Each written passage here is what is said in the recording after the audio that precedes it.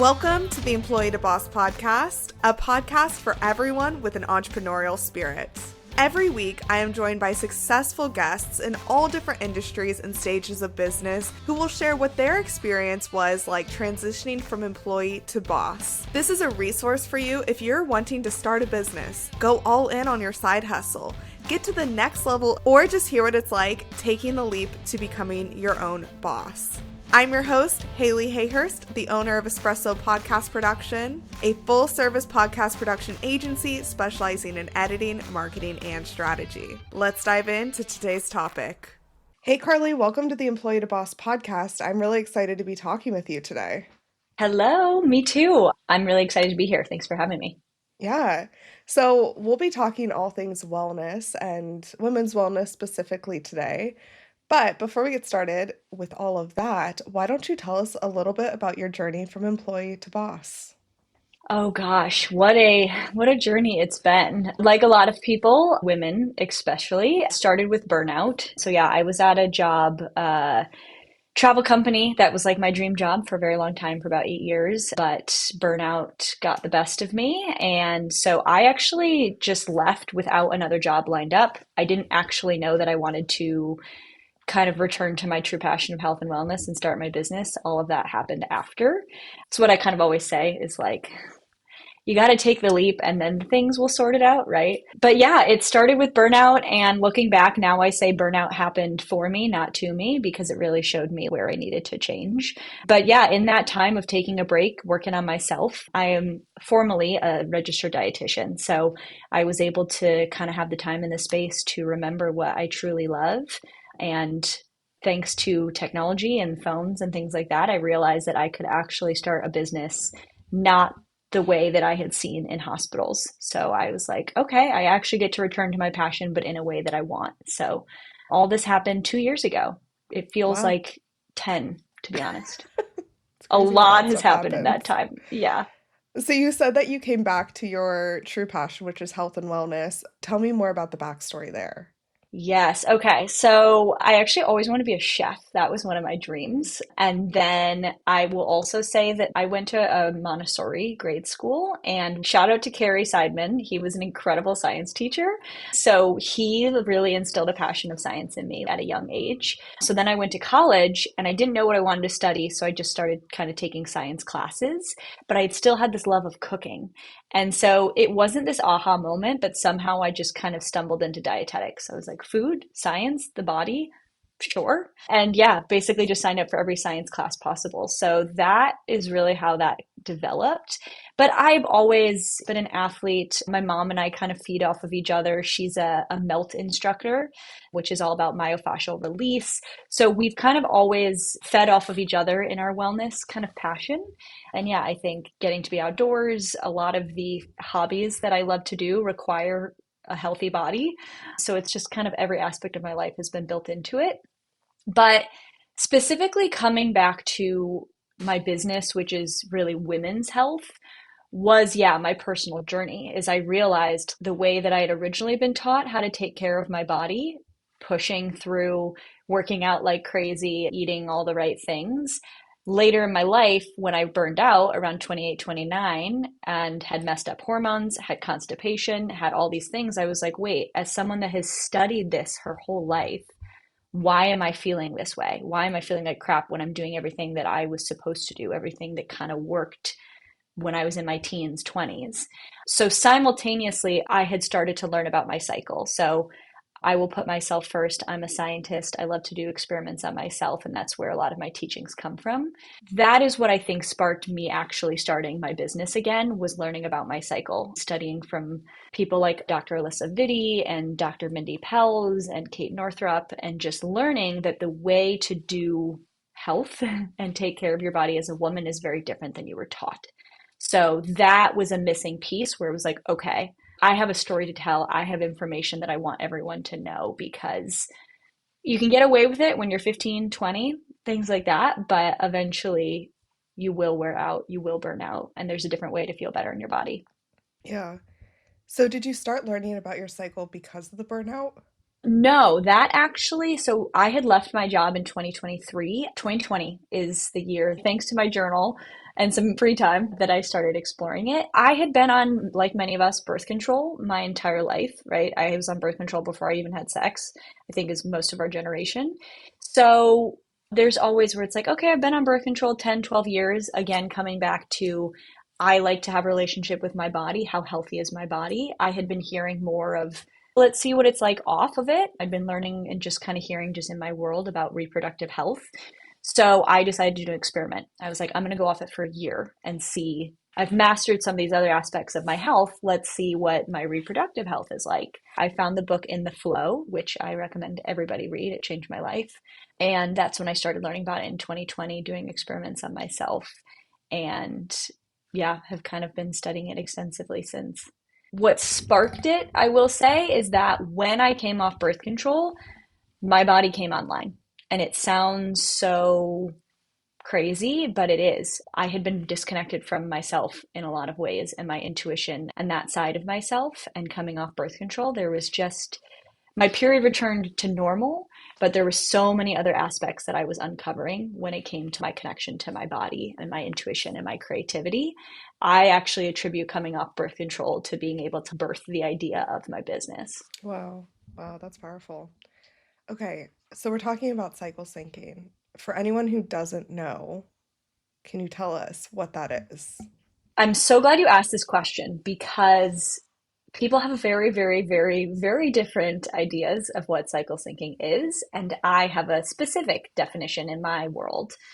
So, at its core, cycle syncing in my world is listening to your body and giving it the support it needs. Now, that sounds really vague. What cycle syncing is, kind of in the broader sense, is understanding that as a woman, your hormones reset approximately every 28 days, right? We have it's called an infradian rhythm, our menstrual cycle, right? We're familiar with that. And our needs change drastically.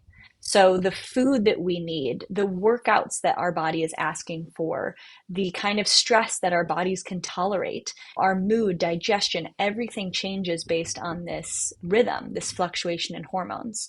So, cycle syncing is understanding how your body is changing and changing your health habits to best support it. Okay, yeah, that makes sense. So, when we think about running a business or just being like an active woman, from my understanding of cycle syncing, it makes sense to like push yourself in certain times of the month, whereas in other times of the month, not, depending on where you are in your cycle. Is that your approach to it also? Yeah, it is. And so I'll answer it in two parts because there's the broader as a woman, here's how your body works. But then there's the we are all individual, right? They think cycle syncing is you have to track your temperature and your LH levels, and from this very scientific trying to get pregnant standpoint. But from my standpoint, it's let me listen to my body. What is it asking of me? And being able to give yourself permission to give it. Yeah, so on a broader level, let's break it down. There's four phases to your menstrual cycle. However, we could probably break it down, simplify it to two phases. So there's the follicular and the luteal. And really, yeah, your body in the first half of your cycle is a little more stable, right? Estrogen is the star of the show and it helps prevent injury, right? So you can kind of work out a little bit heavier, go a little bit harder. Your body favors low carb. Your digestion is more stable. So eating raw foods, smoothies, salads, it's actually better to help get rid of the estrogen and it helps favor estrogen production. Right. But then in the second half, and that's also where we might be from a business standpoint, because I do help women run their business using their cycle as alignment. Some of our superpowers are like creativity and outward expression. But the second half, the luteal, that's where we're a little more sensitive. And it makes sense because we might be pregnant, for example. Our body doesn't know it. So we're getting more attentive to detail. We're discerning a little bit more. We're more sensitive to stress. Progesterone is the star of the show. And so our body favors complex carbs, right? Squash, beans, things like that, hearty meals, things that are easier to digest, cooked meals. You might not want to crush a 5 mile run this time, right? Because our fuel, our access to carbs is different. So, yes, there scientifically, physiologically, there are things that our body favors in different parts. And some of that means that we can go hard, and some of it means that we might need to be a little gentler to ourselves. But then, of course, yeah, taking it a step further and tracking your cycle. How do you show up in your cycle? How do you feel on these certain days will help you get even more fine tuned with it. Okay, as a business owner and over the past 2 years, I'm wondering, since you are explaining this a little different than I've only heard it a few times in my life. Very transparently, I don't know much about cycle syncing. Do you find that the education piece of your marketing is one of the heaviest places you need to go to educate your potential clients, or are you finding that the people that you work with already know a little bit about cycle syncing? Education is huge. You will hear me talk about cycle syncing a bit different, right? I bridge science and soul. Science is my love language, but reconnecting to my body, my intuition is what changed my life. I scienced my way to my soul basically through cycle syncing. So the way I do talk about it is very different. There is that intuitive piece to it as well. But kind of in terms of marketing, it's kind of like this Trojan horse where women are like, this is a massive part of my life, my body, and I know nothing about it. And so they're drawn to me because they're like, wow, I want to understand my body. I want to understand why I feel this way in this part of the month, right? We all want to better understand our bodies. So they come to me wanting to really optimize with cycle syncing. And I think on social media, on the internet, probably what you've seen, cycle syncing can be very broad. So they come to me immediately wanting to optimize. But most of the time, it's like, wait, we need to figure out what your body is saying. We need to eat 3 meals a day. We need to allow ourselves to sleep. There's basic functions that we need before that. And yeah, we need to track our cycle because we need to figure out what is your cycle telling you. Some people might struggle with their follicular because their estrogen needs a little support. Some people might struggle in the luteal. So they come, yeah, wanting to optimize and jump into the education, but it's like we actually need to listen to your specific body. What is it asking? And then it's like orienting your compass because there's so many different areas you can start when it comes to your cycle and where we could optimize our tasks, we could optimize our nutrition, we could optimize our workouts. So it's the education piece, but it's actually the listening piece because I do personalize, right? So it's like, Haley, what is your cycle telling you that we need to support and start there? But yes, education is a huge piece. And that's why I have personalized coaching, but my signature program is In Sync, IN Sync, right? In sync with your cycle. That is really kind of like my feeder program to personal coaching. You know, we'll get nuanced into the 4 phases. They'll get an ebook that tells you about which foods to eat in which phase and really kind of prepares them for maybe more personalized coaching.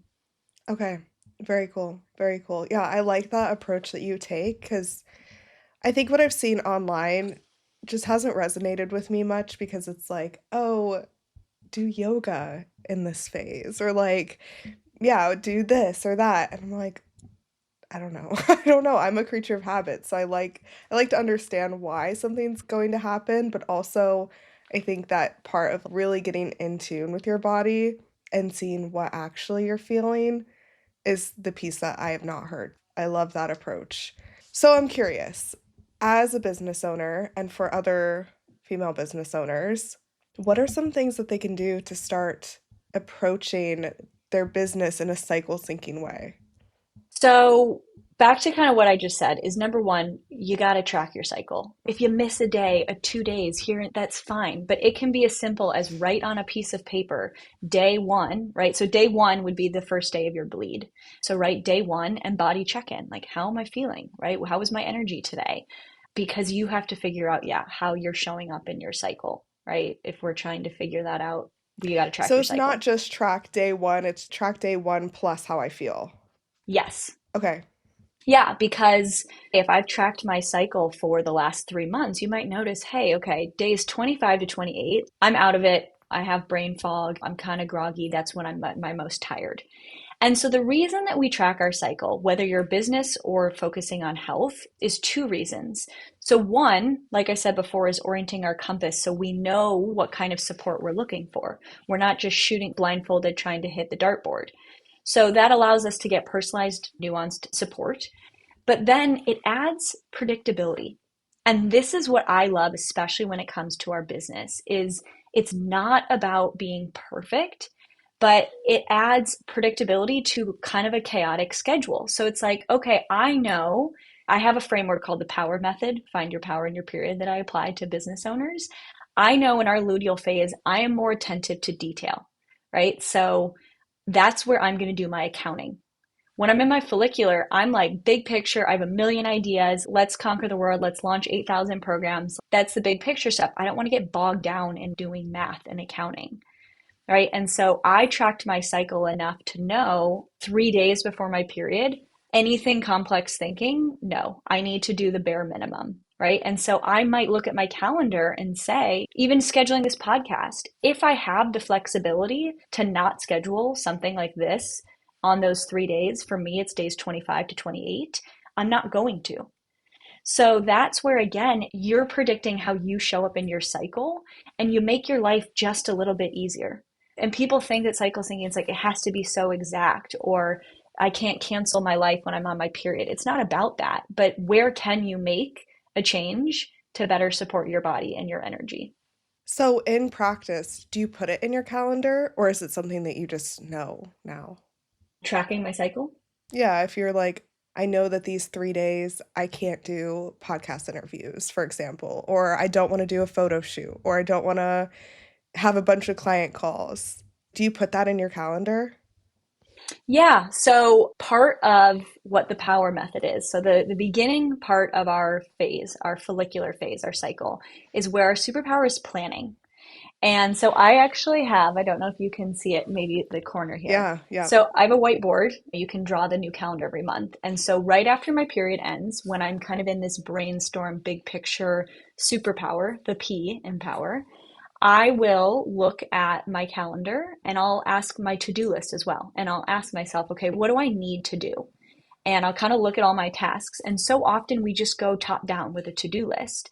But instead, I have a different color for each phase of my cycle. And so I track my cycle just using an app. There's Flow, there's Stardust, whatever you want. I've been tracking it so long, I'm pretty intuitive with where I'm at.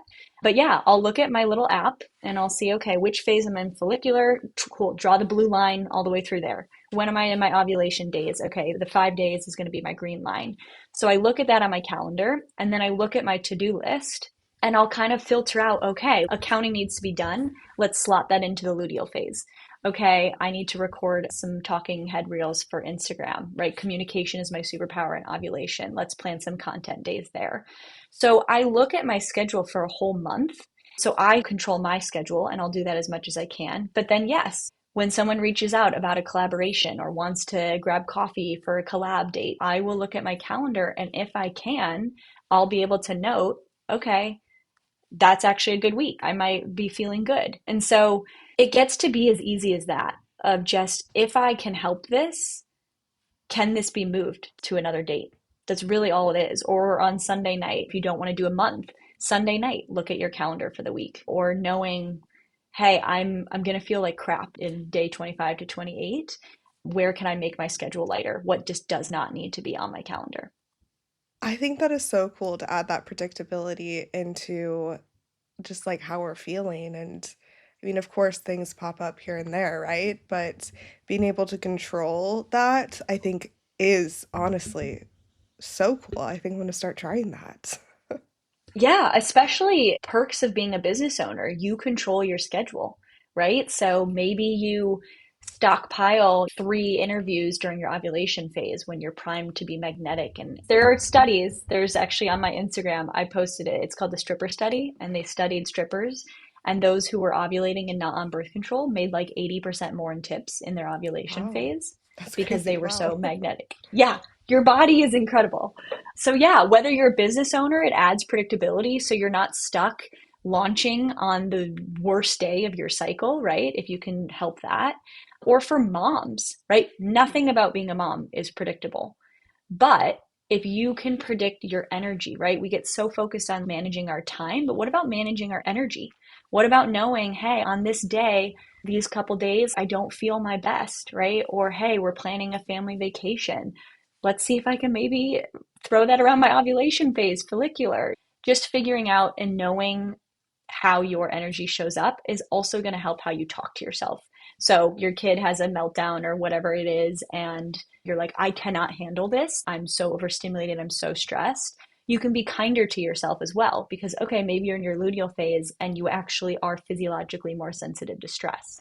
It's permission, it's predictability, and it's how we talk to ourselves, which is one of the biggest ones for me. It was, oh, okay, I don't have to feel on all the time. Or why am I so tired? Well, maybe you're supposed to be. Yeah, kind of validating that experience. Yeah, there's a quote, nothing is more harmful than the harsh lashings of a woman's tongue on her own mind.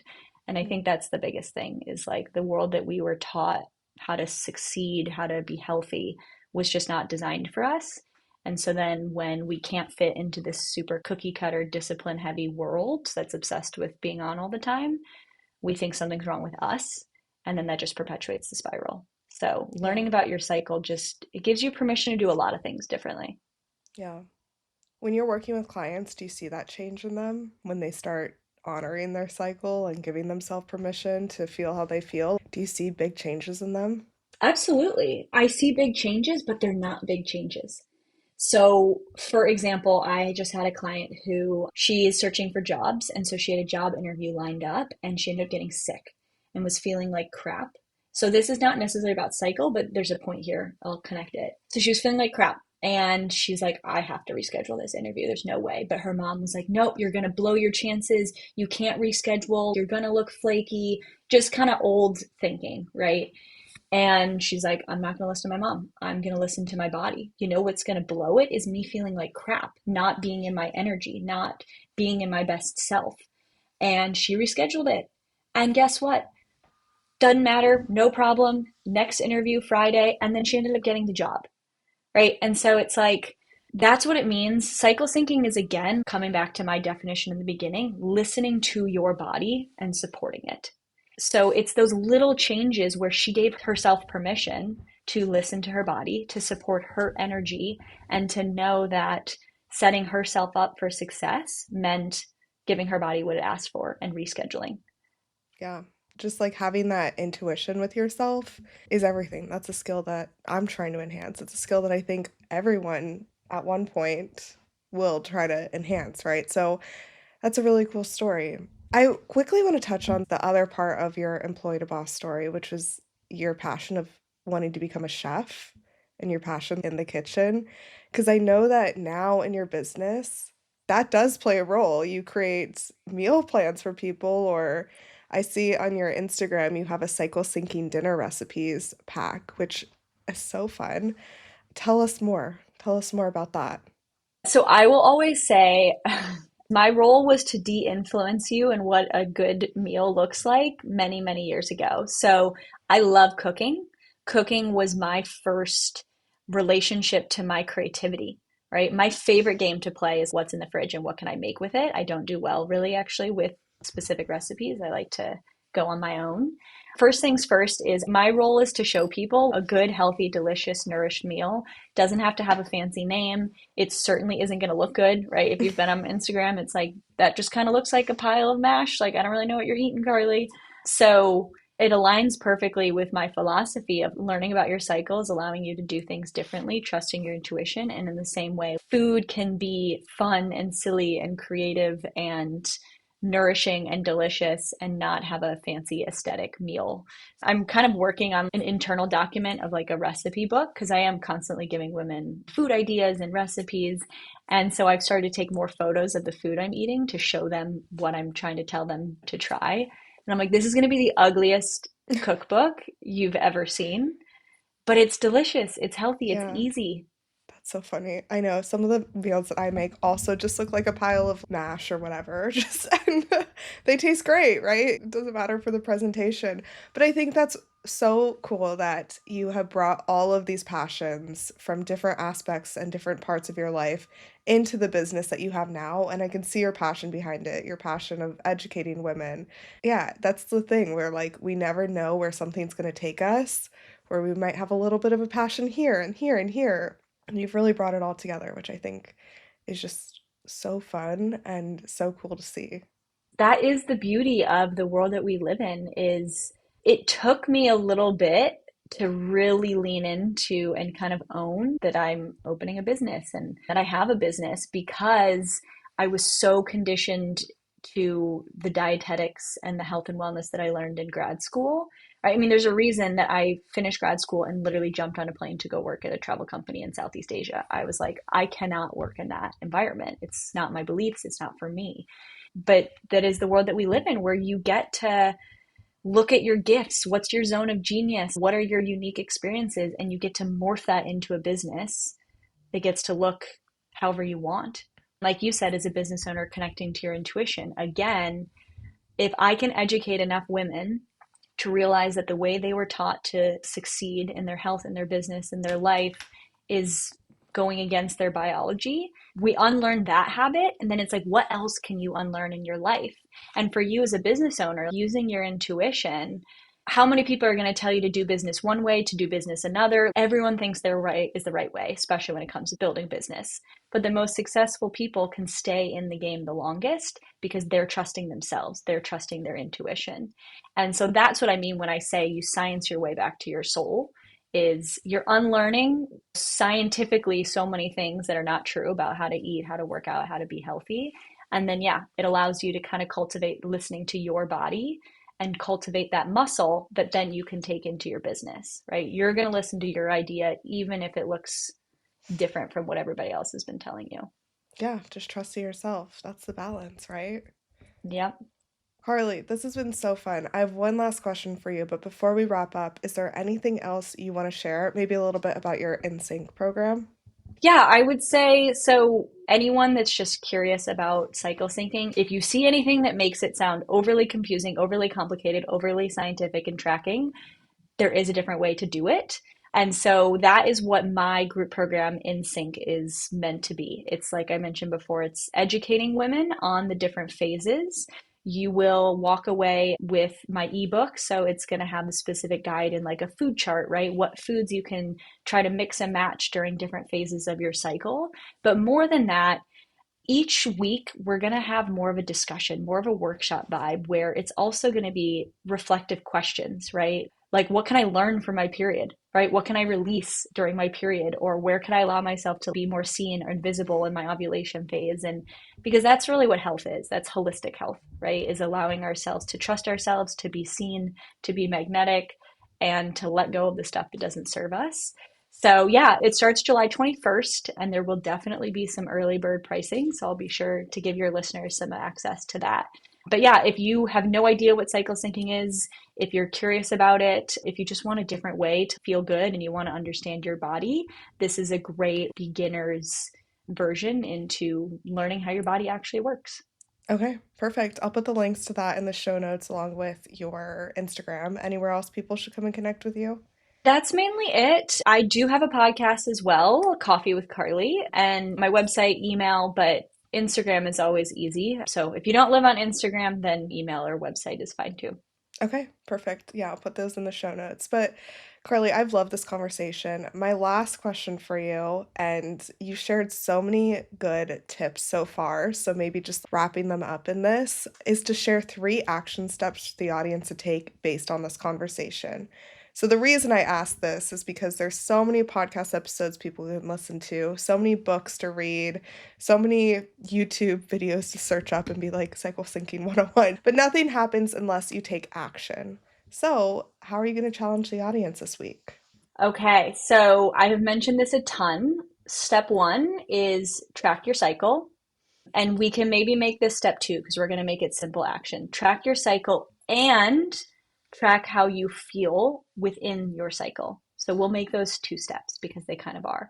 right? It's not just, okay, I'm on day 10, but how do I feel, right? Am I feeling bloated today? Do I have digestion? Am I constipated? These things that we don't realize can actually be related to our hormones and our cycle. So that's going to be step 1 and 2. Track your cycle and start to ask your body, how are you feeling? That is going to bridge the mind-body connection. And 3, trust yourself. There's no one right way to health and wellness and business or to life. So I think the action is to not use the word should. It's kind of this in a line with trusting. Something I say with my clients is we love to should on ourselves, right? I'm tired, but I should go for a run. And so we use this should to convince ourselves that we don't actually know what's best for us because everyone else is telling us what to do. So that will be step 3, is just pay attention to how often you're using the word should. And is it because it's someone else's advice, or it's because your body is actually asking that of you? I love those. Carly, thank you so much for being here. Thanks for sharing your story. And honestly, thanks for educating me more about cycle syncing. I track my cycle, but I never add how I'm feeling. And that's something I'm going to start doing daily. So I appreciate you. Thank you so much. Yeah, of course. Thanks for having me. And yeah, just this opportunity to share a different way to understand how your body works and a different way of cycle syncing. It's not meant to be overwhelming, and anyone that teaches that is doing you a disservice. So yeah, thank you for the opportunity. This was such a good conversation. Thank you for listening to the Employee to Boss podcast. If you made it to the end of this episode, I hope that you implement the actionable steps from this week's experts so you can get started with your business today. Please rate, review, and subscribe to the Employee to Boss podcast on Apple Podcasts, Spotify, YouTube, or wherever you listen to your podcasts. It helps more than you could ever imagine. Remember, a little progress each day leads to big results. We come out with a new episode every Tuesday. To access our show notes, transcripts, and courses, please check out espressopodcastproduction.com.